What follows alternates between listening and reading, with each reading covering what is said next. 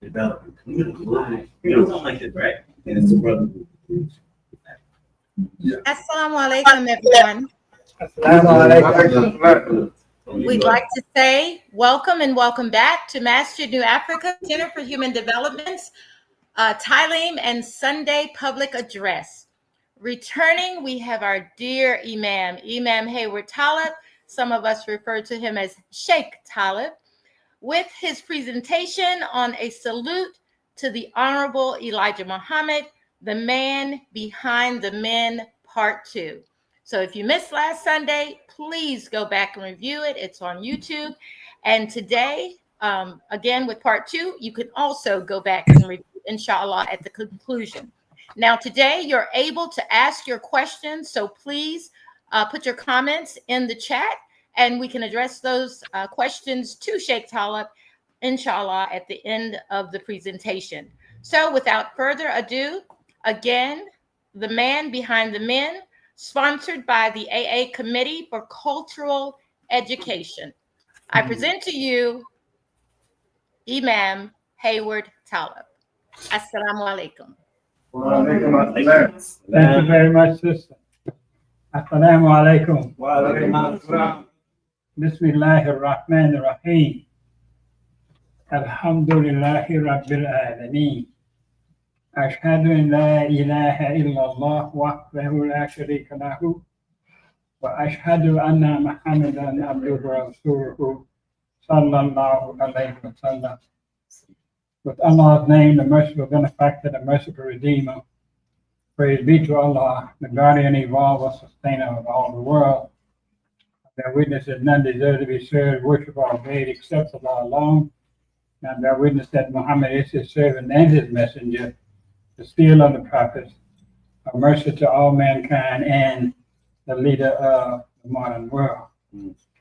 And let me back up, because I usually like to open with Al-Fatiha before I say anything else. So with Allah's name, the merciful benefactor, the merciful redeemer. Bismillahir Rahmanir Rahim. Alhamdulillahi Rabbil Alameen. Ar-Rahmanir Rahim. Maliki Yawmiddin. إياك نعبد وإياك نستعين اهدنا الصراط المستقيم صراط الذين أنعمت عليهم غير المغضوب عليهم ولا الضالين آمين. Well, we're going to see if we can get through this today. I was looking at what I have left. I might have to make some adjustments. But we're going to go as much of this as we can get. And if I can stay on track, that'll help a little bit. But I always kind of veer off for some reason. But we'll see how this goes. But this is really, last week, I realized after we got ready to finish up that was just the introduction. So we still got 3 sessions to go, and I don't know how we're going to work that, so we'll see with the time that we have. But we'll start with this as a statement from Honorable Elijah Muhammad, and of course, the idea of the man behind the men. And the men are Wallace Muhammad, Malcolm Shabazz, Muhammad Ali, and Louis Farrakhan. And that's one of the big ideas behind this story. But also, too, I brought the book so you all can see what the book looks like. But help me not to leave without it. Yeah. So we open with the statement from the Honorable Elijah Muhammad from one of his books, Message to the Black Man. It says, "My mission is to give life to the dead. What I teach brings out the death into life. My mission as the messenger is to bring the truth to the world before the world is destroyed. I do not say that I will live as long as that, But when God comes, if it blesses him, I may be with him. However, if I am not with him, this is the final. This truth that I bring will give you the knowledge of yourself and of God. And that's from page 306, Message to the Black Man. And my comment here is that there is no other person in American history that I know of can be credited for producing four of the most dynamic men than the Honorable Elijah Muhammad is credited for. So we go with Elijah Muhammad was born in a little town named Deep Step, Georgia, near Sandersville in Washington County. No actual birth date was recorded for Elijah Poole, but he believes his birthday was October 7, 1897. Elijah said, I do not know exactly my birthday. I just know the month it came in, that is October. So when October passes, I just say I'm so and so old. At the beginning of the 20th century, the backbone of the economy of the southern states was sharecropping. This financial system obligated landowners, legislators, and southern mores to place a greater interest on working young colored boys and girls, and oftentimes poor whites, in the fields over providing them with a good education. Working the soil alongside their parents began at an early age for many poor black and white youth. The preference for work over schooling rendered a southern rural education at the turn of the century inadequate and substandard for all farming families, especially for African Americans. This is the kind of inferior education setting that Elijah Poole experienced, which for him only lasted until the third grade, the pinnacle of his formal schooling. And that's something to really think about once we see the history of him and his accomplishments. He only had a third grade education, and that was from an inadequate school system too. Historian Tom Hatchett noted the inadequacy of the Southern education in the early 1900s. In this saving of the South Rosewall schools, Hatchett penned, the problem was the sorry state of African American education in the South after 1900. Slavery sometimes, when most states had flatly forbidden teaching slaves to read, Black Americans had hungered for learning. They flocked to academies set up by the missionaries after the Civil War and poured into public schools in the late 19th century, often attending in larger numbers than their white counterparts. The separate schools for blacks were never equal, but things got worse after 1900. That was when southern states stripped blacks of the right to vote. Disenfranchisement, it is called. The evils of Jim Crow, enjoyed by many southern whites, included the regular lynching of African Americans, compounded by the lack of sufficient education and employment, soon soured Elijah Poole's hope of making a life for himself and his family in Georgia. He and his wife, Clara Evans, joined the mass African American migration to northern cities. In April of 1923, Elijah and Clara settled in Detroit, Michigan to establish their family life.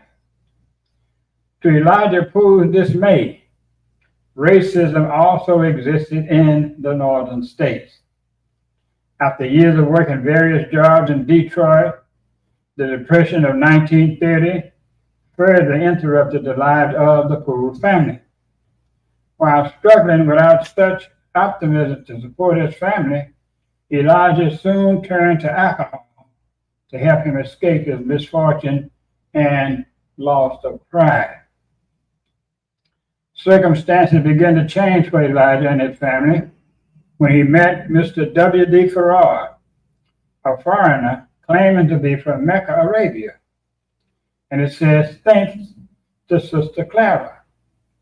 Now, the story that we have is that as W.D. Farrar was teaching in Detroit, some of the African Americans that was going to hear his teachings, one of the girlfriends of Sister Clara told her about it. And she went and listened to Farrar and said, oh, so this might help my husband. So with her thinking that, then she went and pulled Elijah in and to the meetings and so forth. And that's what started his new life, I guess you might say. It says, Mr. Farrar purported to be a door-to-door purveyor of silk material and housewares. Actually was more concerned with selling the idea of religion that he called Islam. Farrar's version of Islam was unique to Islam as taught around the world. The Islam that Farrar taught gave racial superiority to the black man over all other races or ethnic groups, a concept that has no foundation in the Quran. Farrar's black supremacist idea of Islam also was the direct opposite of the common thinking of that era in America that promoted white supremacy. Farrar's message had a tremendous impact on Elijah Poole, saving him and his family from a life of despair. Soon, Elijah became Farrar's #1 student and his highest ranking officer in a community called the Temple of Islam, later changed to the Lost Found Nation of Islam in the Wilderness of North America, and then simply the Nation of Islam. Farrar gave Elijah Poole a new name and a new purpose and in the new religion. His name he called Elijah Kareem, later changed to Elijah Muhammad. Now, it's interesting about W.D. Farrar's name. This name Farrar is spelled F-A-R-D. And I don't know if that's how he presented it to the people. They read it and said that. But then once looking at it, it's really Farrar, which means obligatory. So I don't know if that's what he had in his mind when he introduced himself with that name, Farrar, meaning obligatory, that he thought it was obligatory for him to come and help save and bring the African American or the blacks, Negroes, whatever they were, back to their original life of Islam. But again, some of us, most of us, we looked at it and said Farrar because we're used to saying Farrar, and that was it until it was pointed out that when you really pronounce it like it's supposed to be pronounced, it's Farrar, F-A-R-D. Yeah. So Farrar indeed was a savior for Elijah Poole, in that Farrar saved Elijah from a life of hopelessness and rejection. Elijah accepted Mr. Farrar as his prophet, a status later elevated to God in the person of Master W. Farrar Muhammad. Mr. Farrar's version of Islam revived Elijah's lost pride and restored his dignity with a new sense of self-worth. Mr. Farrar, in his book, Message to the Black Man in America, at least Mr. Muhammad, in his book, Message to the Black Man in America, spoke of Farrar's advent to the ghettos of North America. It says, Allah came to us from the holy city of Mecca in 1930. He used the name Wallace D. Farrar, often signing it W.D. Farrar, in the third year, 1933. He signed his name W.F. Muhammad, that stands for Wallace Farrar Muhammad. He came alone.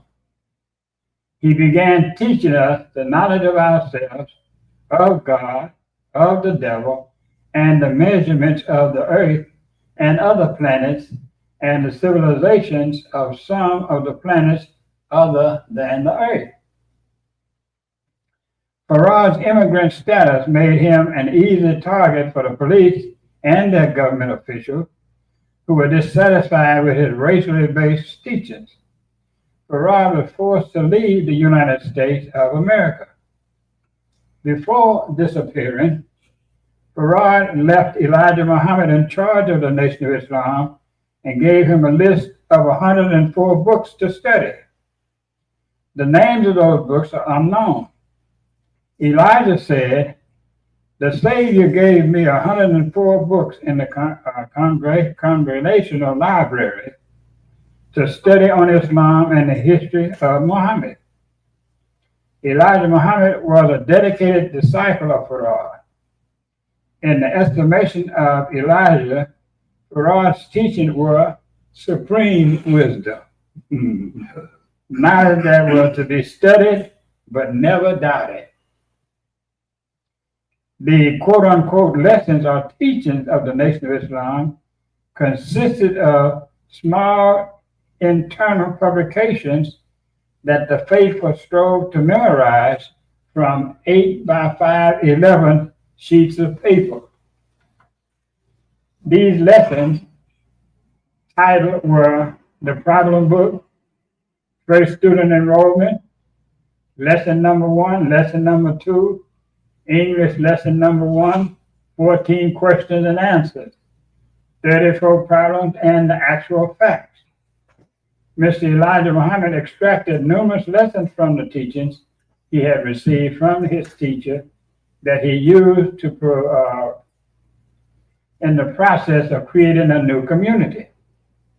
From 1933 until 1975, Elijah Muhammad used the teachings engineered by Farrar to prepare social and religious antidotes that could help heal the ailing souls and minds of African American men and women. This Black-oriented quasi-Islamic community of Elijah Muhammad offered African Americans a total transformation of their food regimen, attire, and religion, and gave them a totally new outlook on life.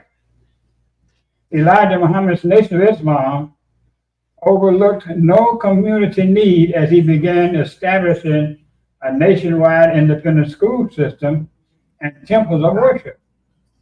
The Nation of Islam became a model for many other African American organizations, such as the Black Panthers and other radical yet conscious-minded youth organizations of the 1960s.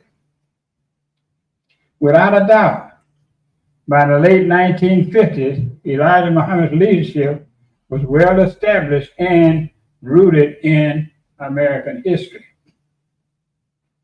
The Nation of Islam was more than a movement for civil rights or just another social agency program set to help Blacks get a share of America.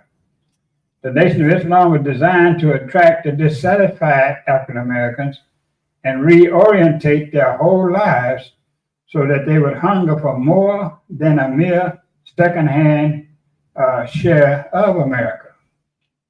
The Nation of Islam expanded the appetites and horizons of its members by teaching African Americans that the whole universe belonged to the Black man. The Nation of Islam, striving to prove its value, offered numerous businesses and small factories for manufacturing products. This progressive image of success gave Elijah Muhammad's Nation of Islam a striking edge over contemporary African American groups and organizations. Elijah Muhammad began as a poor man in every respect, educationally, financially, mentally, and spiritually, broken in every possible way. He was able to lift himself up until encountering the altered version of Islam by W.D. Farrar. But it should say he was unable to lift himself up until encountering the altered version of Islam with W.D. Farrar. And that's an interesting part there to look at too. That teaching and all that went on, and how it was able to succeed. Mm-hmm. Keep going. But all of the other groups were being beat up and put in jail and all kinds of stuff. This group here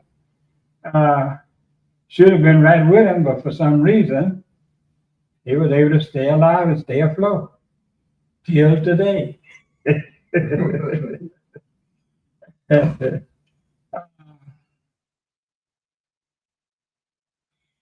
Said that Elijah Muhammad used the altered teaching that Elijah Muhammad used to lift the lives of men and women, even to the point of international prominence. The life-altering effect Elijah Muhammad's leadership had upon his followers and supporters cannot and should not be dismissed as happenstance, luck, or mere unimportant occurrence. This effort of the sojourn of the African American soul under the tutelage of Elijah Muhammad must be properly studied, understood, and given its correct station in world history. His impact on African Americans and America as a whole is too important to ignore or disregard as merely racism or hatred. Middle Eastern Muslims who appreciated the success of Elijah Muhammad in improving the life of Americans, African Americans, often worked for him while fully realizing that his brand of Islam was not orthodox, in accord with the teachings and traditions of Prophet Muhammad. Abdul Basit Naim, who wrote the introduction to Elijah Muhammad's 1957 book, The Supreme Wisdom, noted this reality. I am, of course, fully aware of the fact that some of the teachings of Mr. Elijah Muhammad, which have been included in this book, would not be accepted to Muslims or Muslims, as is written, in the East without perhaps some sort of an explanation by the author or by someone who can interpret them well. The Muslim leader, Elijah Muhammad himself, knows this, and he is perfectly frank about it. As he told a few months ago, my brothers in the East were never subjected to conditions of slavery and systematic brainwashing by the slave masters as long as a period of time as my people here were subjected to. I cannot therefore blame them if they differ with me in certain interpretations of the message of Islam. In fact, I do not even expect them to understand some of the things I say unto people here. Apparently, men such as Naim, the educated Dr. Jamil Diab, and other Muslims from overseas understood the importance of Elijah Muhammad's contribution to the African American community and his eventual importance to the international Islamic community. Naim, writing in defense of Elijah Muhammad, penned, despite Mr. Elijah Muhammad's blunt techniques and a few controversial teachings about certain aspects of Islam, I have nothing but utter respect for the Muslim leader. Now, we also know that Dr. Jamil Diab was the one that Elijah Muhammad hired to teach Arabic to the students there. And that's who Wallace Muhammad and a number of our brothers and sisters who are still alive and pillars in our association was in that class, and some pictures are shown of them in a class setting with Dr. Diab teaching. So a lot of times he'd teach Arabic and he might explain a little something else, about the religion in a better or correct way. But his main thing was to teach the Arabic. And that's where Donnell Kareem and his wife, I can't remember her name, but she was a child too, Ann Wallace. I think, I don't know if Akbar was, Muhammad was in that class. He might have been too young. No, he wasn't too young because I think Wallace is the baby. Oh. Wallace? You got a younger brother. Was that Akbar? I think I think Akbar is the youngest. Yes. But I know that Akbar is the one that's the Arabic scholar and teacher and Yes. professor. Yes. Yeah. Okay. So, an important aspect of Farah's commission to Elijah Muhammad included bringing African Americans back to their Islamic heritage. Accordingly, Naeem felt the same way. Quote, I do indeed appreciate Elijah's effort to bring the Black people of America back into the fold of Islam, which, in his opinion, is in mind as the only solution to their basic problems, called the Supreme Wisdom number 5. Elijah Muhammad demonstrated his ability to ward off the offenses of Muslims from abroad by occasionally challenging his leadership, who occasionally challenged his leadership and his Black-oriented form of Islam. In the message from the Black Man of America, Elijah Muhammad responded to an article in the Chicago American newspaper that indicated that Orthodox Muslims of Saudi Arabia were questioning what he was teaching. After stating that, quote, we, the brother of the Muslims, not only of Arabia, but from all over the entire world, wherever one is found. That's what Elijah said. Elijah rebuked the Chicago American newspaper and other white Americans and their newspapers and charged them with spreading propaganda. In his answer to the publication and to the Muslim world, he wrote, now, this is not an answer to the Muslims of Saudi Arabia because I do not know the truth of what they said. This is an answer to the Chicago American newspaper and its correspondents. But in an answer to such attempt, I will say that neither Jeddah nor Mecca sent me. I am sent from Allah and not from the Secretary General of the Muslim League. There is no Muslim in Arabia that has authority to stop me from delivering this message that I have been assigned by Allah any more than they have the authority to stop Noah, Abraham, Jesus, and Muhammad. I am not taking orders from them. I am taking orders from Allah, God himself. Now, just lately, I had a question, because I listened to Abdul Rashid. He does a Ta'aleem at Master Ta'aleem on Sundays. And a lot of it is about African history and involved Islamic and all of that. But by him pointing out, because I say this was a question that was answered for me that I didn't ask. But the question is, what made Farad come to Detroit and what made him go amongst the African Americans in the ghetto? Why did he do that? But looking and listening to Abdul Rashid's report, he pointed out that then and possibly now, Arabia is kind of dark. I mean, as far as people and as far as skin color is concerned. So Farad he used to seeing dark-skinned Muslims, whereas over here we're not necessarily used to seeing dark-skinned Muslims because, again, of the Western domination and the promotion of white supremacy. So we see all the light-skinned people up front and the black, dark-skinned people in the back are sweeping the floors and all this kind of stuff. And that's all through. You know, we're talking about this. And like I was telling the brother, I went to a graduation yesterday, and it was nothing, a house full of Hispanics. My great-granddaughter was in the boy, just a sprinkle of African American, but it's mostly Hispanic where the school it is.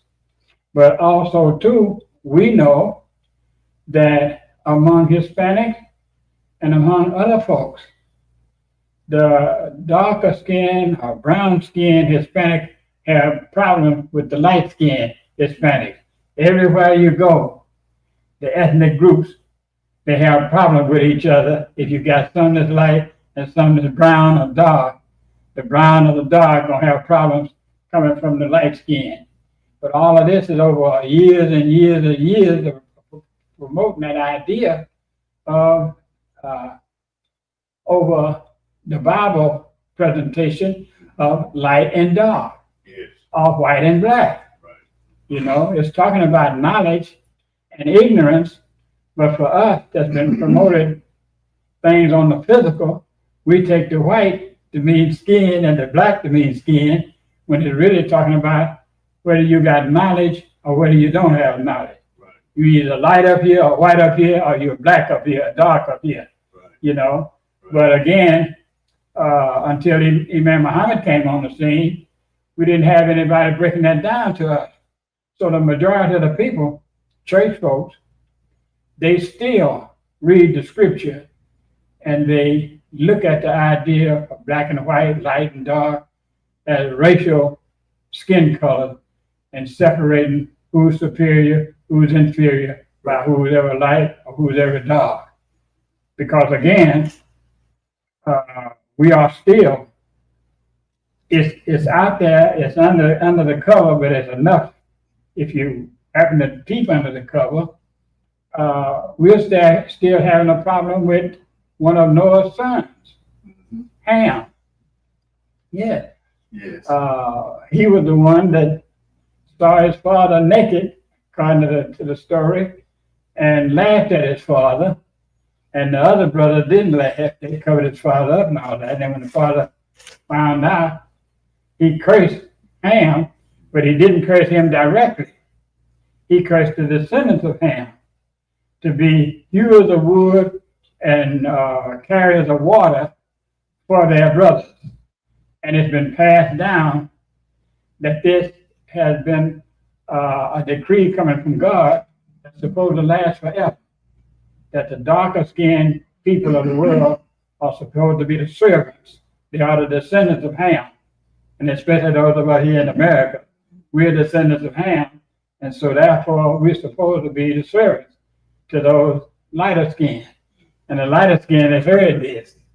A lot of the darker skinned haven't heard that. So we still complaining and don't really know, well, what's the deal is? I'm human just like that. Yeah, you are, but you didn't hear the story. Okay, let's see here.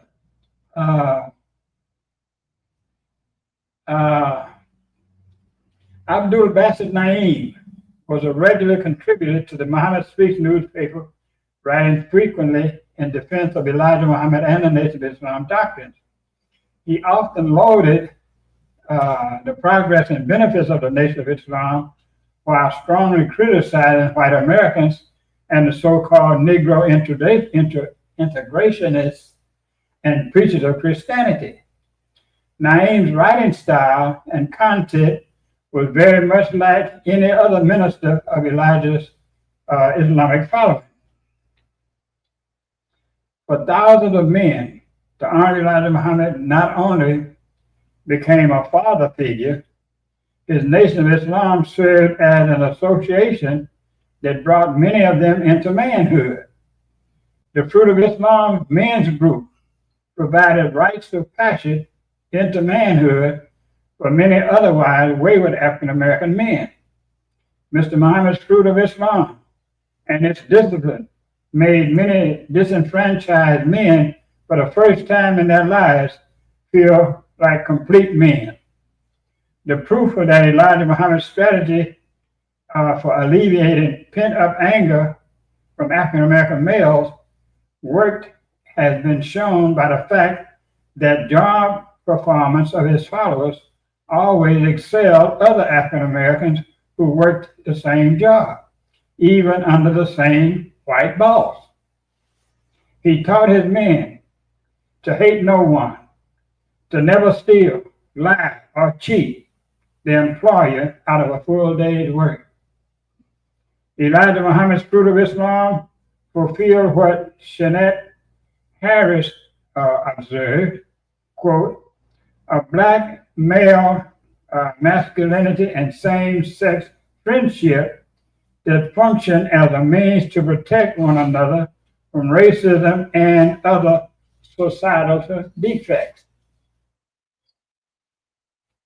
Despite the images and reports of errantly depict Elijah Muhammad as isolated and marginalized, it is important to stress that he was very much a multifaceted leader, covering all the bases of community life for his Nation of Islam.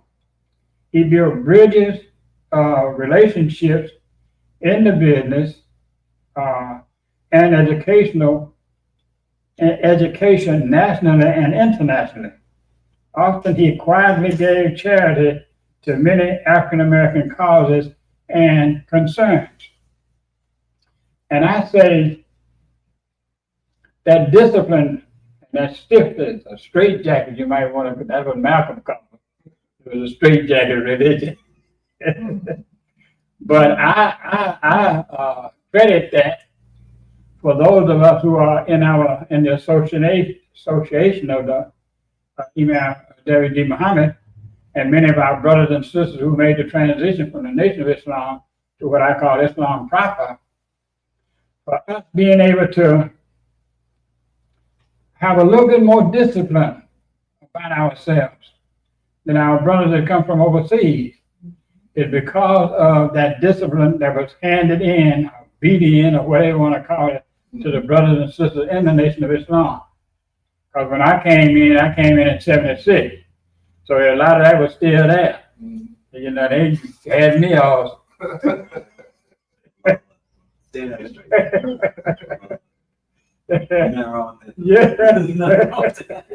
You know, yeah, and all stiff and talking all that stuff, thing, you know. And, you know, the Imam loosened up things a little bit, but for me to come in and be got put under that quick. And I'll say this too. A couple of them brothers, I kind of recognized them before I came in the community, of seeing them in the street, you know, in places where they weren't supposed to be. So when I come in and say, oh, what is this? You know, and then saw how they was disciplined and so forth and all that. So, well, let me check and see. But I stayed there with it. A lot of them stayed there with it too. And some of them passed on. But that discipline was there. And dressing sharp. Yes. All the time. Yes. You know. They had during that time, they had guys that was called junk men. They had junk wagons, you know, working with junk and all that kind of stuff, looking all rugged and dirty and so forth. But then when the day was over, they go home, take a bath, clean up, and come back to the temple, all spit and shine. You could swear he was executives or something, you know, but he was a junk man, put in a junk wagon, Right. you know. So that's something a lot of us haven't had the opportunity to see or realize or been told about that. Yeah. You know, that's a real miraculous state of events.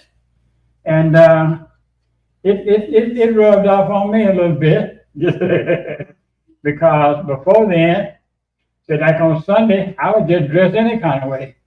But then once the man come in and started trying to teach us to be brotherly and we all one, the Christian, so forth and all of that, then I started dressing a little bit better on Sundays, even though I wasn't going to church or nowhere. I might not be going nowhere, but now I'm gonna tighten up a little bit, you know, to give respect to them. Because he didn't teach us and don't teach us to call church folks or Christians Kafirs.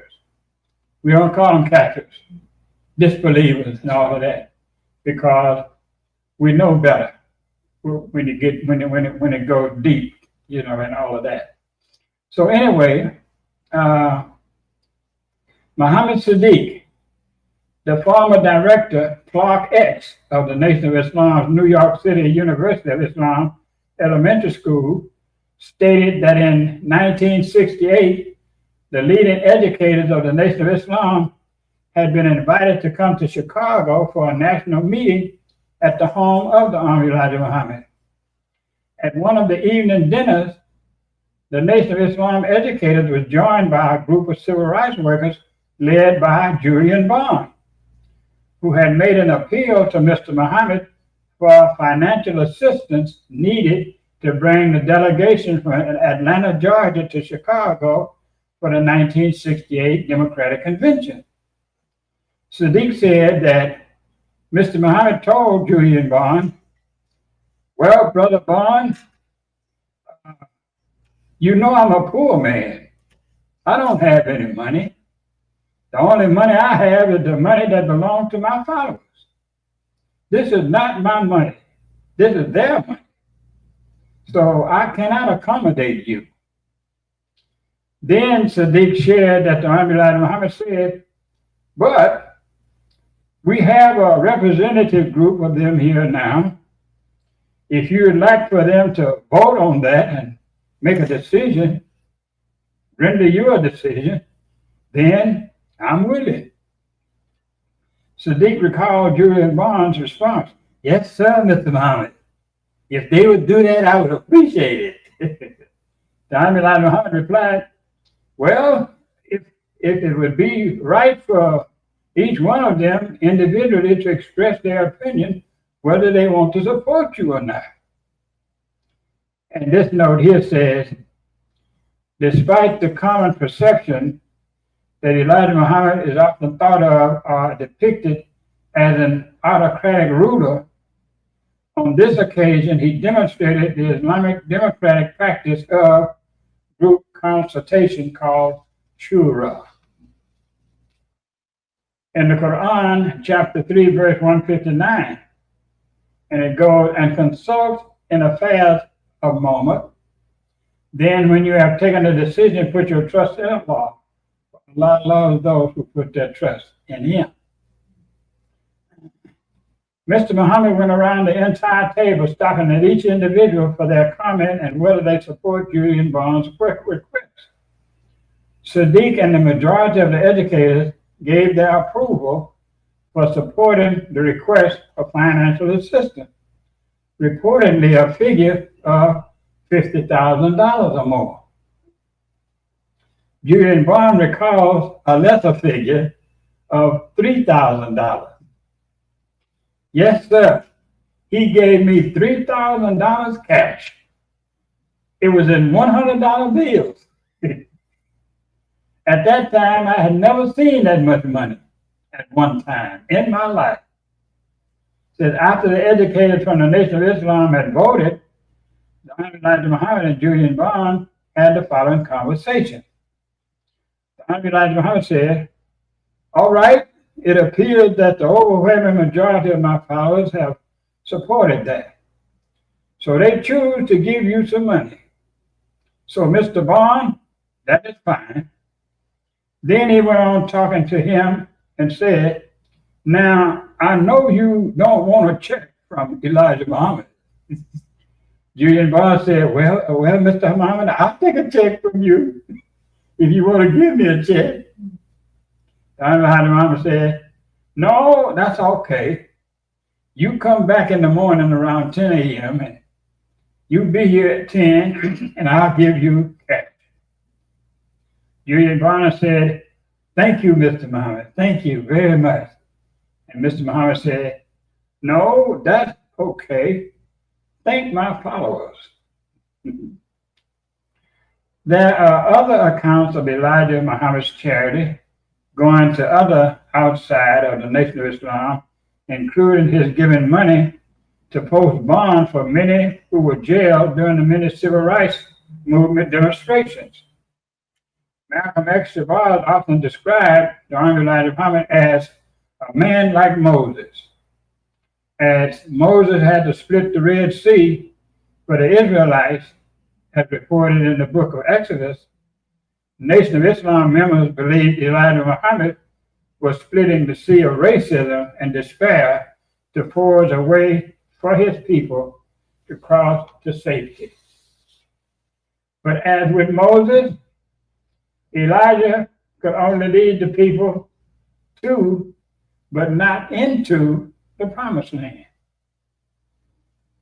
He reached his modern day Mount Pisgah, rugged elevation from which he saw into a promised land that his community was destined to enter, but one which he could not personally enter. He understood the extent as well as the limitations of his purpose on earth. In an effort to prepare his followers for the completion and termination of his mission and leadership, he often would say, quote, "My mission goes to the grave with me," end quote. This message not only meant that when he died, his mission would be completed, it also meant that Elijah's role, as with Moses, was purposefully designed only to take his community to the threshold of the promised land. Yeah, okay. That's part, that we got through with that. How much time we got? We do. Might be moving pretty. You're good, brother. I would ask for you to leave some time so we could ask some questions. Okay, okay. But I would say you have at least 15 more minutes. Okay.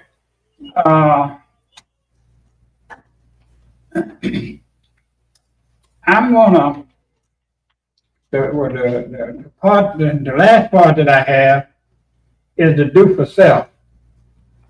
And with the time that we have, that's what I want to do. I want to skip calling the white man the devil. I might do a couple of pages of that just to, because that's what a lot of folks, that's the only thing that they remember. About calling the white man the devil. So we'll say, in his book, The Theology of Time, originally released in 1972 and reprinted by Abbas Rasul in May of 1992, Mr. Elijah Muhammad states that he was not trying to make mockery of white people by calling them the devil. Mr. Muhammad striking a parallel with the epistle of Paul that speaks of the innocence of the clay in the hands of the potter, indicts the black man with the onus of creating the white devil.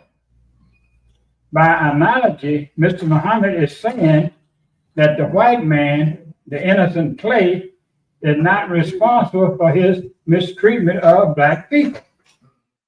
Quote, the potter who shaped him into the devil is. Now that's interesting. What, brother? What shaped him?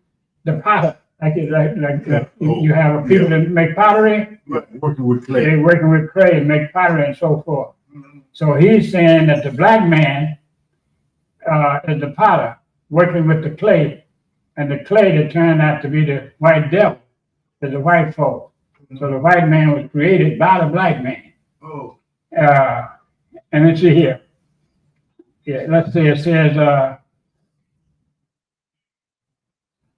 this is not a mockery for me to stand here and call the people devil, because devil is not what they are.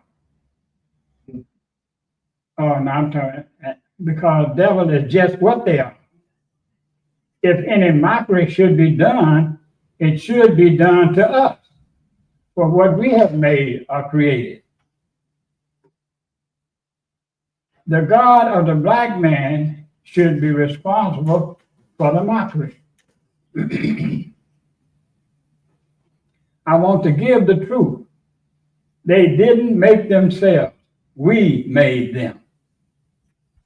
Well, then, you have no right to say that your product is no good.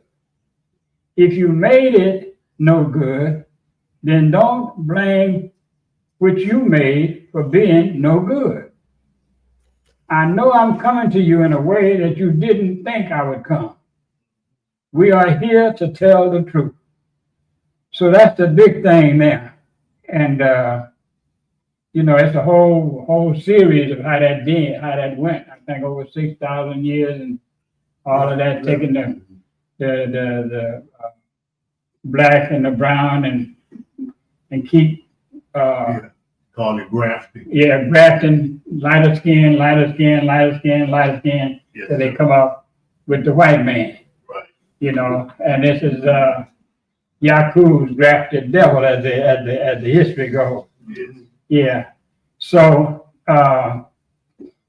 it's quite a bit here on that, but I'm going to go to this other part if we have any time. I might go back and also answer some questions on this idea of calling the white man the devil, which we see right now that it's in the history that the Army Elijah Muhammad said that they are the ones that ought to be ostracized, the black man, because he's the one that created the devil. The devil didn't create himself. He's an innocent as the clay in the hands of the potter.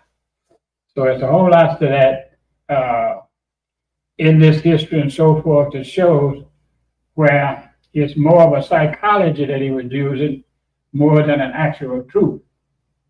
And a lot of other folks know that. Some of us know that. Imam has talked about it quite a bit in his teaching and in his DVDs, CDs, cassettes over the years and all of that. A lot of us heard some of that. A lot of us didn't hear some of that. And then I'm conscious of even to today, because I know Imam Kamali, he made a comment one day about me how I be looking at him, like I'm trying to look through his soul or something like that. But I like to pay attention to people because I realize we don't all hear the same way. Right. We don't all hear the same thing. Right. We don't always see the same way. Right. And that's something to note. Right. It's important and especially if you're trying to follow Imam Muhammad's teachings, because you have to be certain one of us have certain ears, I say that. You got certain ears amongst our group that pick up this, pick up that. I'll mention this. A month ago or so when Abdul Samad of Dallas passed, and we went to his funeral. On the way back, Imam Basir was playing some talks by Imam Muhammad. And one of the things he mentioned, it caught my eye out here.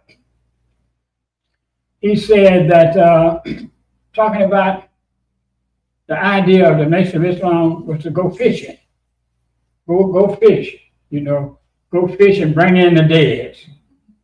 And he said, the fish hook that Farad used, it wasn't straight, it was curved. I said, oh, now that's interesting. So he's given us a hint as to how or why Farad used the kind of teaching that he used, and I guess to kind of excuse him some. Because he's going fishing, but his fish hook wasn't straight, it was curved. And all that, So all that Yakub, devil, white man, all this kind of stuff, that's a curve. Like you throw a curve to somebody, in a spitball or whatever you want to call it. So that means that's why the imam peeped a lot of Farah's teaching to come up with a better understanding of what he was talking about, what he was. Okay, let me see if I can get most of this. I kind of like this about the do for self, because that's where we are now. And that's the big thing for us as a people, African American, to do for self, to get our own head on our body. And that's the problem that we have, in my opinion, right now.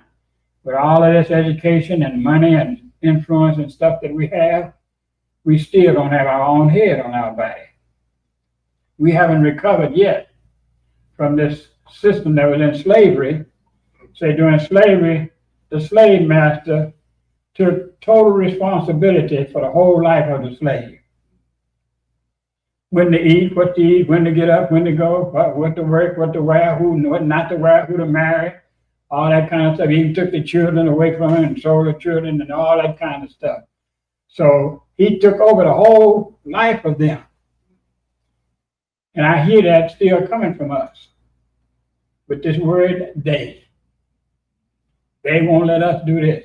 They doing this. They in that. They this. They that. They this. They that. And we are still waiting for them to give us the green light that we've had black educators that already invented the green light, the yellow light, the stop sign, the golf tee, and a whole lot of other stuff. But we're still waiting for boss to give us when to eat, what to jump, when to jump, who to marry, who to do this. And that hasn't registered on us. That kind of stuff don't register on us. That part of the slavery system was where we haven't come out of yet.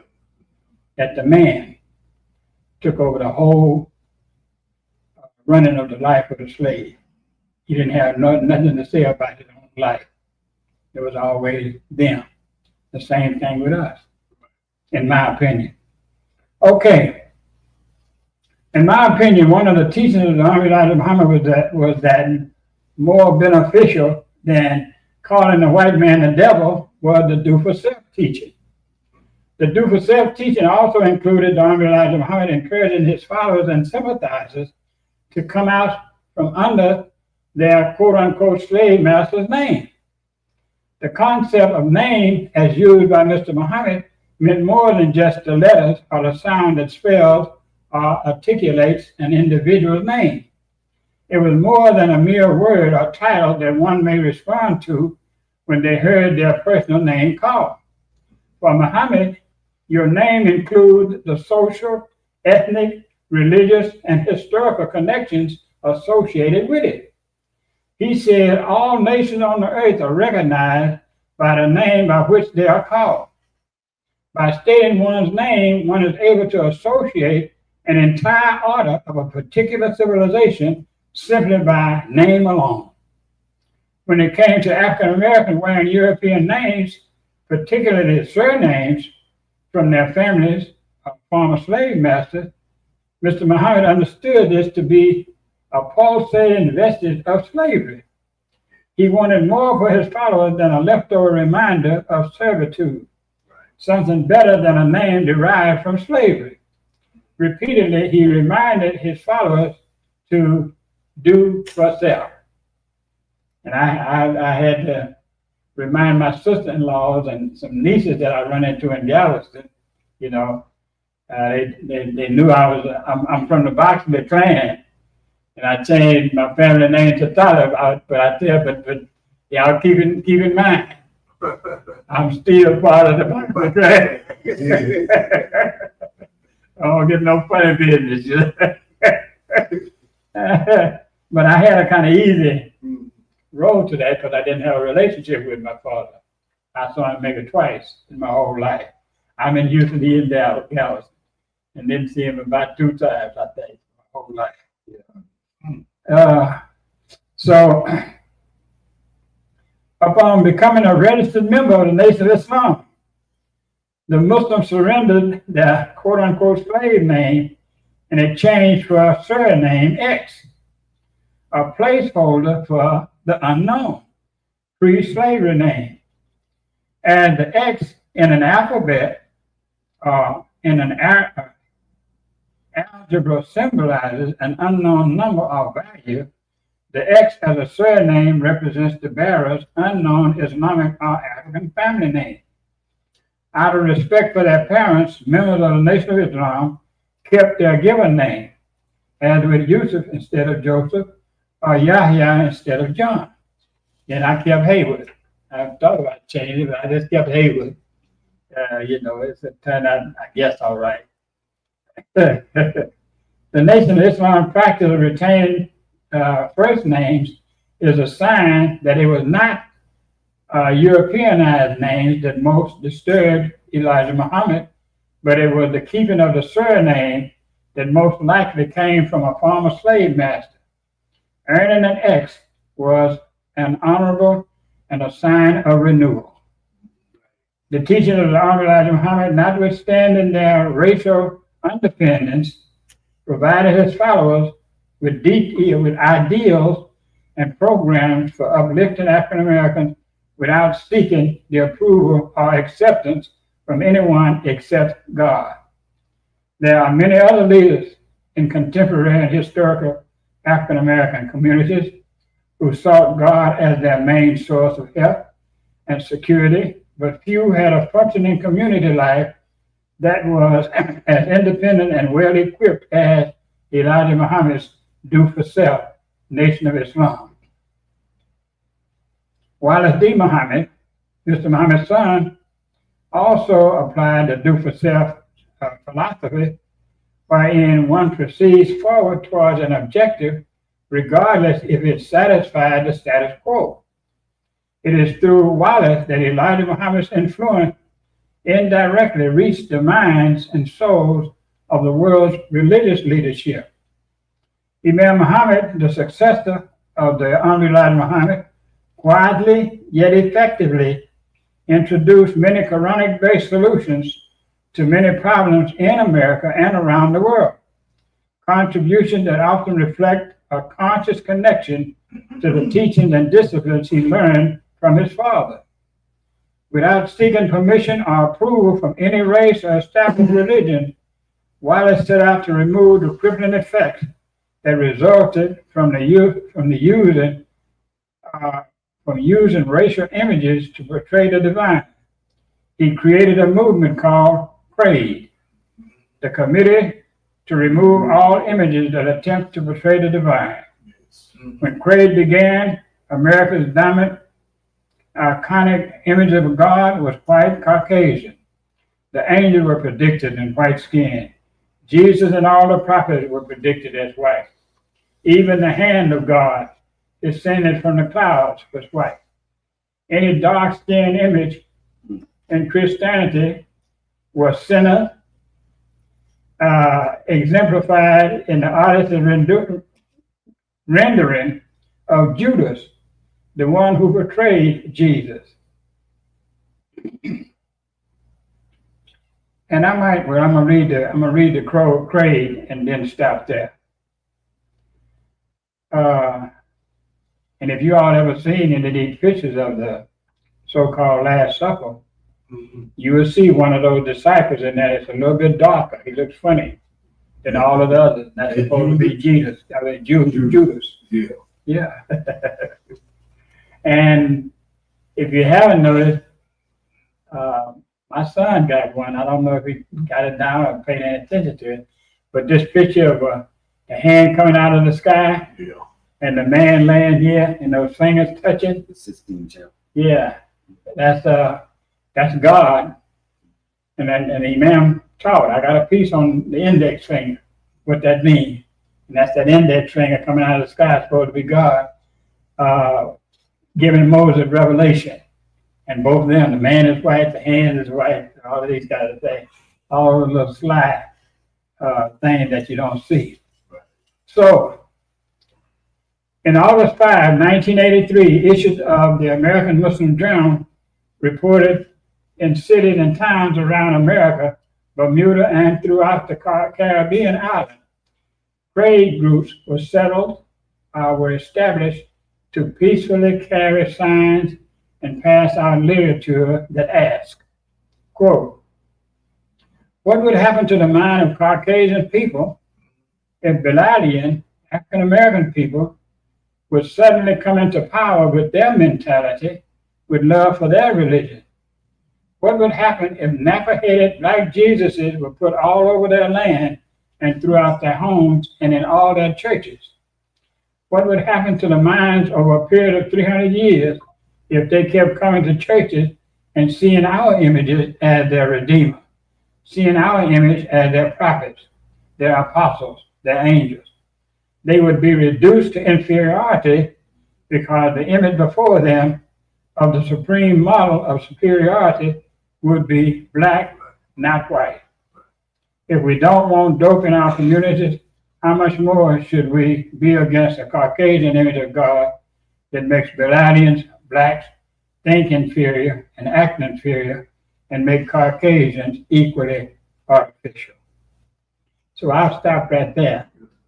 I know I was in San Antonio from 80 to 81, and we had a petition drive going at that time to have the imam and the pope of that time to have a conversation about racial images in religion. And one guy told me, said, man, do y'all realize, because we're talking about remove all that, do you realize all that artwork that you're talking about taking down? Because it's some hell of artwork. Yeah. Them sculptures and pictures and paintings and things like that, they out of sight. Yeah. Yeah. So anyway, They have, you noticed it though, you don't hardly see as much as it was. oh yeah, it came down. A lot of the churches took them down. Right. Some of them took them down and put the pastors up there. You talking about the Black church? Yeah, Black churches. Yeah. Yeah. They ain't sure they ain't doing it in white church. But this thing worked. It worked for a while, and it didn't go as long as it should have, in my opinion, because we were not right. Mhm. We didn't know how to act. The man told us to be cool, don't disrupt the people. Some of us would go in the church and sit down, and then when we got in the business in the statement, yeah, just go, God is that, and start talking, mess up the church. Mhm. Or we go stand out in front of the church. You know, people coming out of church, they can't even go to the car. We're standing there blocking them, standing in their way, and all these kinds of things. So finally, man, we got to pull back. Back. Yeah. Yeah, I was part of that in Houston and San Antonio. But that really did, I remember that, all that too. Yeah, But I kind of seen the awakening and the educating of a lot of the Black brothers, but Black people especially. They Yeah. start taking that stuff out of their worship, workplaces of worship. yeah, Most of them have done that now. yeah. See, and the big thing now is for us to replace the Black image Yeah. with no image, Right. but submission right. to the Right. Creator, Creative. which is not black or white, Right. green or red or whatever. But that's the tough one right now that we're working on. Yeah. And we still have a little wrestling to do with some of our brothers from overseas because they still don't see how this is to be done and they think they know better. Because the average one of them, in my opinion, when you look at them, when you talk to them, they see us as Black folks before they see us as Muslims. Yeah, that's just the way it is. They just first see you as a Black man or a Black woman.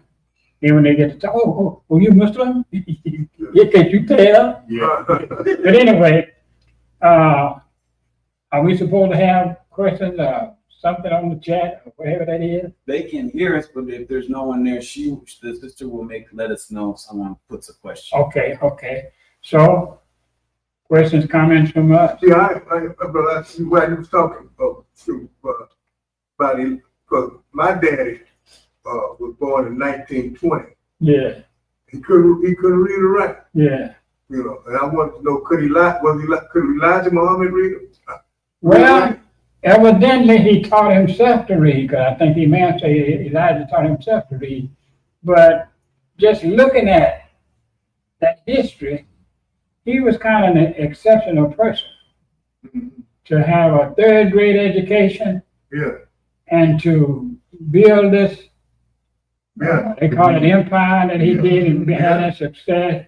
And the man said he taught himself how to cut steaks and butcher and all of that. Went to the meat market and saw the man how he did it, asked him how you do this, how you do that, and the man said you do it this way, this way, that. And he learned how to do it. He did a whole lot of stuff himself, teaching his men and women to do certain things. You know, then they had other folk come in like Jamil Diab, who was educated, was able to teach Arabic and English, and other educators. There had a lot of educators that came in that was impressed with him. Right. So, you know, he was the authority. And I'm not sure how well Sister Clara could read, because she was a little bit more educated than he was. Which she homeschooled all the kids. She's all right. She's considered the mother of homeschool here in America. And she's the first one that refused to send her children to school, to public school, and started teaching them at home. And then that's when they named it the University of Islam. And then the Imam renamed it after his mother when his father passed, to give that honor to her. Yeah. You know? So you saying the Caucasians eventually adopted that homeschool from Sister Clara? Well, I don't know. I don't know if they adopted They're not that. gonna give it a Yeah, credit. they're not gonna do the credit. Yeah. But, you know, a lot of times they'll adopt something Yeah. from us. Yes, sir. Of But course. we don't yeah. get the credit for Yes, what they sir. came up with. Yes, sir. You know, listen to them. Yeah. But you know, I was just gonna say too, when he was asking about even learning how to read, you know how they say behind every good man is a strong woman. yeah, Right. And then knowing her education skills, that's why I was gonna say I believe she probably helped educate him to help, help him evolve to who he was. yeah. And gave him that strength. Because if she had to come get him off the street, like the man said, put him on her shoulder and take him home, Yeah, being all drunk and all that, Yeah, and throw him on the bed, then she was also teaching how to do that other thing too, Yeah. and get that alcohol out of it and give him this and that, and then the rod came, and I'm telling, and that's an interesting thing too. If Farad was only there 3 years, Yeah. but those 3 years I was able to start what we have today, that's another Right. mystery, as you might want to say. But it had to be Allah's work. Right. Yeah. Another question. Now that theory about you know that people ask too about if we had a part in creating the devil with our own hands, right? Yeah, So now if the individual hear that, they say, well, that means we kind of had a part in creating what slavery then upon ourselves. Then. yeah. Yeah, you can throw all that kind of stuff in there. See? But now, But the thing is, we know Yeah. now, we know that we ain't created nobody. Yeah. The slavery You have to part. clarify. You have to clarify Yeah. that. Yeah. But see, well, and the thing was, he was trying to get us to look and love ourselves. Yes, sir. You know, so you know that's why I say, well, the Asiatic black man, owner, maker, creator. That's one of the teachers. That's one of the. Yes, right. You know, God of the universe. Right. You know, so he taking us from servitude, slavery, looking up at everybody, especially Caucasian, yeah, to do our bidding for us. yeah, You know, he give us clothes, food, yeah, all that. So we depended on them. So he wanted us to be independent. Yes, sir. So hence, you the God. yeah, He ain't the God, you are. yeah, So then that's gonna give you Motivation. yes, and a thought of independence. I made them, I made them. Well, of course we did, Yeah. but it takes you from looking up at him like he God. Yeah. Like Friday we was at a luncheon, and I mentioned that show Good Time because they always show Florida standing up there at this picture. It is the blonde head or brunette Oh, white yeah, boy, yeah. and she looking at him just a smile. Yeah. That, it's like, so even, I mean, that was in what? 70. Yeah. And here we are, she wasn't doing that, but that's what she was doing. Yeah. Symbolic. That you're praying to them. He ain't your God. But that's what that's how they say, and I'm gonna shut up. They say like a flea circus. Mm-hmm. You put these fleas, you put some in the lip thumb, and then a high jaw, then a high. They can only jump so high, right? Okay, so once you condition them to that, now you move the thimble or the container that they need, and they only gonna jump it that high. Yeah. Right? Same thing with elephants. Yeah. Take the baby elephant, tie a rope around his leg, and then put it in a stake. He can only move so far, right? So now this elephant, 40 years old, can tear this building down. Yeah. Just put the rope and put a popsicle stick in the ground. He ain't going nowhere. He just gonna sway back and forth because it's conditioned. Yeah. So that's what they did to us. Brother, Yes, my concern was when you had mentioned about Clara Muhammad. I also remember reading or seeing history. It wasn't our community, WD Muhammad community, but it was other African Muslims that was in Philadelphia that had a community, and they was teaching their kids there. So they didn't the law or the people, the white people, they didn't like the part where they was all communicated in the community. So they came up with they were doing something against the law, keeping their kids out of public school. But it had started in Philadelphia.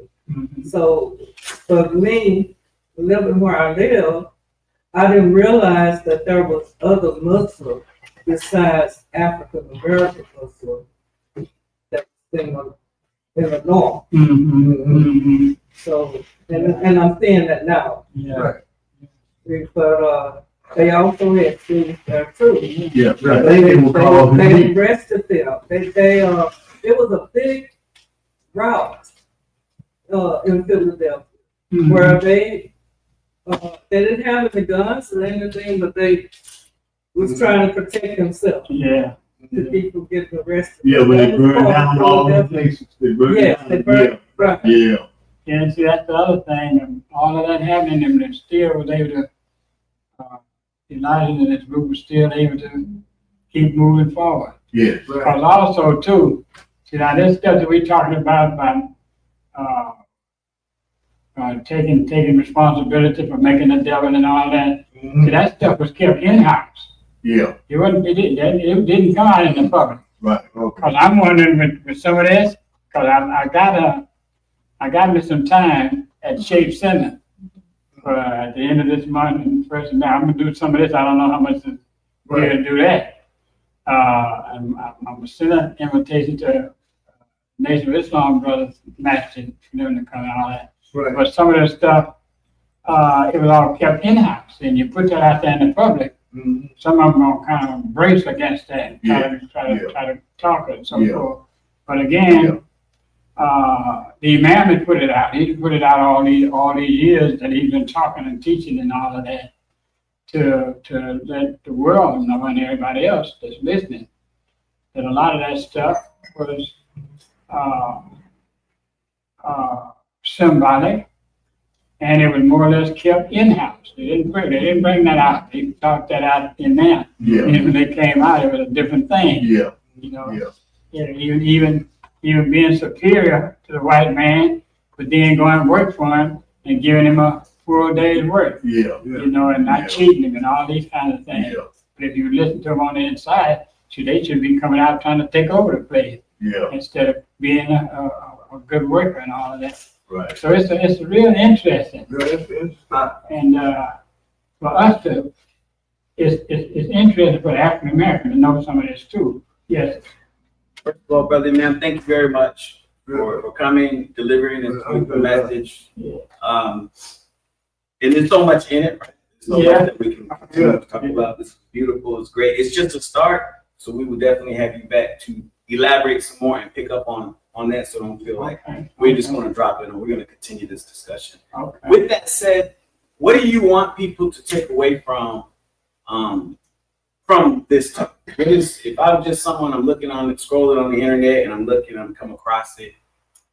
If I just happen to hear the sound bite about the part with the making of, black man making, the white man, and I don't listen to the whole thing, right? Obviously, you need to listen to the whole thing to get the right context. But what did you ultimately hope for individuals to come, be they Muslim or not Muslim, to get out of listening to this education? Well, like I said, the biggest thing that most of us repeat, Elijah Muhammad called a white man the devil. Yeah. But to see a whole lot more to him and them than that, explaining his business, explaining him being part of the civil rights, having the civil rights movement and so forth. Right. And now, it's not in this report. I don't know if it's in that book or not. But, well, this is something here that's very important. Why he's referred to as the most successful social reformer in America. Now that hasn't been answered, but in some of these questions and things like that, that should come out. Yes, sir. This social reform program. Because according to what they told me, and ma'am, you had people that was on drugs, heroin and all of that. They bring them in and say someone would kick the habit almost overnight without any profession. Whatever they were doing with that teaching and discipline and all of that, Right. people, they would kick the habit. Yeah, And get straight almost overnight and all those kind of things. That's the big thing, because I think Mel Daley, that's why he referred to Elijah Muhammad as the most successful social reformer in American society, because they had that history of him in Chicago and other places. That's the big thing that really kept quiet. How that teaching and so forth was able to bring men and women off the street, off of dope, prostitution, gambling, drinking, all of that stuff, and stand up straight. No stealing, no drinking, no fooling around, all that kind of stuff, And that, like I said, that discipline is the foundation of our association. And it's a little stronger than others, because and if we don't hold on to it, we'll fool around and get kind of weak. That's a big thing for us. Yes. Brother, ma'am, I was at a dinner about 2 weeks ago, Islamic function dinner, and we were talking about dawah and whatnot. And one of the things that I kind of see is the immigrant Muslim comes and they see dawah as, Assalamu alaikum, brother. Islam is great. You should be Muslim and throw away the cross and come in Islam, right? Yeah. But we see dawah as social reform in the neighborhood and doing things in the neighborhood as an expression of the deen, not just handing someone a flyer and saying, hey, we have a great mosque. So I think we kind of like have these two opposing perspectives that we so how will we bridge this? Is this type of education important for them to hear, to kind of know where we need to bridge, make that bridge? Now, I have a personal activity that I've been doing for years and years and years. Like these pamphlets and things like this, Mm-hmm. I go in the neighborhood and put them on the houses, Oh. doing once or twice a week. Mm-hmm. And I don't really stop and talk to nobody. And go and drop it off like a sale paper or something Yeah. to the houses. And that's the thing that I think we should do more of. Put that knowledge out in the community. Mm-hmm. Yeah, talk to them and so forth, but I'll leave it there too. Let them read it, talk to themselves and all that. But you'll see. First thing brother be talking about, yes, we got to do prison dawah. Mm-hmm. Now the dawah is out here, Yes, sir. That's right. not the prisons I do a lot where of you got a captive audience. Yeah. It's out here, yeah. Trust me. It's out here, you know, because the brothers had helped me. I get socialized when we started passing out some leaflets, and they come up on some African Americans, and the brothers always be the worst ones to deal with. Yeah. The sisters, Yeah. what you got? Let me have one of them. Now you start coming to the brother here, see you. Come on with me. I don't want that shit, Yeah. you know. Yeah. And it used to make me pissed. I'll be ready to fight. Just settle down, man. Settle down. Yeah. Oh, Yeah. That in the face. As far as us, or Elijah Muhammad calling the white man the devil, Mhm. way back then, Yeah. it was more like we called Michael Jordan the GOAT, right? Yeah. Because of his basketball knowledge and his skill in basketball, right? Same way, look at the white man, and I ain't just jumping on them, but his action. You know, what you did to the world and what you did to a whole race of people, Yeah. it was devilish. Well, it's in this report that it calls them to reflect. When you're calling them the devil out loud in the public, Yeah, said call them to reflect. yeah. Not a, you know, the decent one. The crazy one, they feel Are we crazy. done with this? Yeah, Well, it was their action. they started making changes in the society because of that. Yeah, It's in this report. We didn't get to that, but you know, that's the big thing about Yeah. that. It caused the Caucasian to look at himself. yes. I said, that's not me. I'm not a devil. And then they said, well, and they started describing Yeah, the things that. the action and all this. No. But then they have to start reflecting because again, this main idea is coming from scripture misinterpretation. Yeah, Mm-hmm. That's what willfully too, though. and that's why we got to have especially other brothers up in the public, be able to deal with scripture, read scripture more, and be able to reinterpret some of that so that we can take the sting out and the ugliness out of it.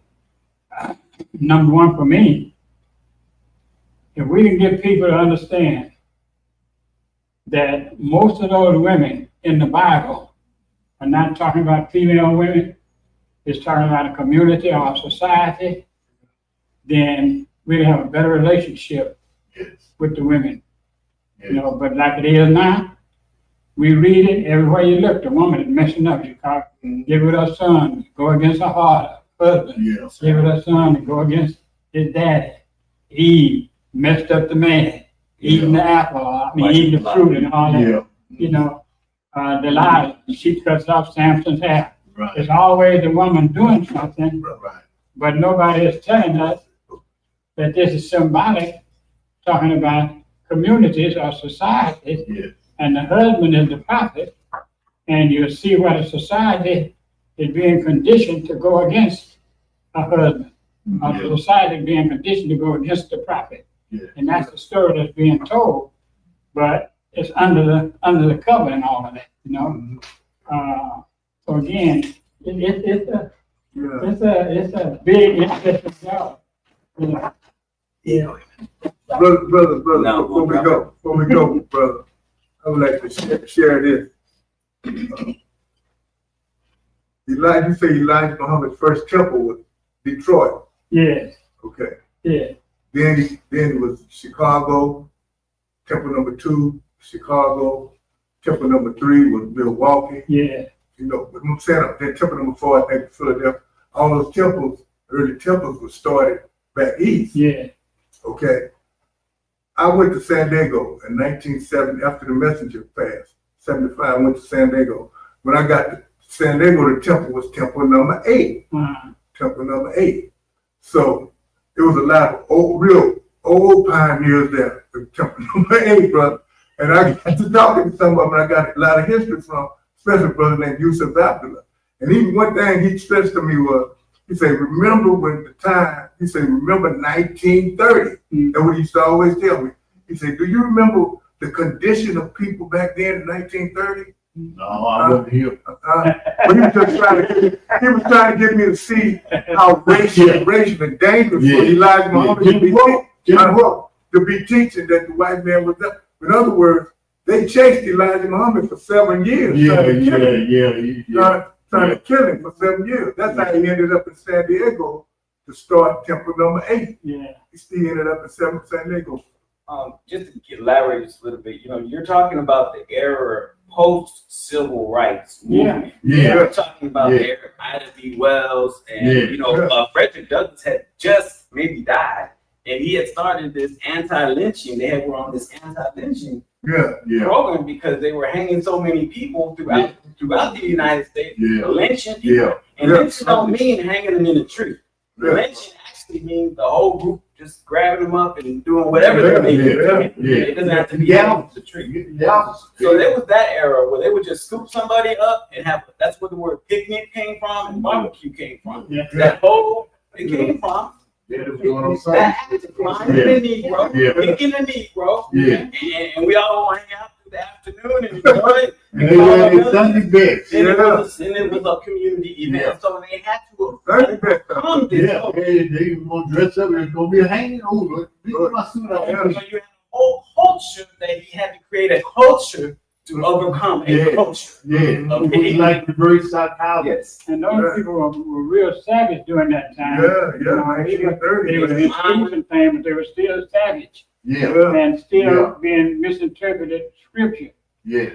Now, I have another presentation, Searching for Allah, talking about who is this that came before the nation? Noah Drew Ali. I got a presentation on that. Right? Because we understand that Farad was with the Moorish Science Temple a while before he started his thing there. So the idea of Islam was more so has given credit more for Noah Drew Ali here in America than Elijah Muhammad. But when Elijah Muhammad started, and I think he even had one of those feds. They were wearing feds a lot of times doing it. So that's another interesting thing. That Drew Ali even got permission or signatures or something from the government to establish what he established as I can't think of the name of it now, but all of that. Moorish Temple of America, something like that. But even during Farad's time, we had Sweet Daddy Grace, a whole lot of other preaching, a lot of preaching and stuff was going on during that time too. There was a lot of activity of preachers, white and black, snake charmers and all that kind of stuff. But it was real wild. Okay, brother, we all time. I think the sister might still be there. Yes, ma'am. There, sister. Is that you there? Sign us out. Yes, sir. I am still here. Alhamdulillah. Thank you. I did not see any questions online on this end, but alhamdulillah, we had a lot of questions from right there at the masjid. So inshallah, our audience and ourselves were able to gain, better insight with your presentation, inshallah. So thank you, Sheikh Talib. Thank you so much. Yeah, like always, we just barely scratched the surface. I hope we didn't bore you. No. Yeah, this is better than what I go to on Thursday night at the state center. Yeah. I say, y'all, sometimes when you come, you better wear your heel boots. This stuff gets kind of deep. Yes, sir. Before you cut the feed, brother, just one small announcement. Next Sunday is Father's Day. We are going to be having an event here at the Masjid. Inshallah. Inshallah. We will have a dialogue about fatherhood. So it's not going to be a particular speech or anything. We're going to have discussions from fathers in the community. Inshallah, and we'll talk about the subject of fatherhood. And we'll have a nice little meal sponsored by the community. Okay. And it'll So be, feel free to bring someone. It's a good day of bringing people yeah, regular time. at a regular time. 1:30, 12:30.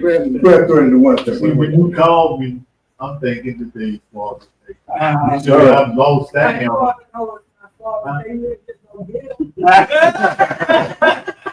I always say you don't have to give me nothing. But you know what?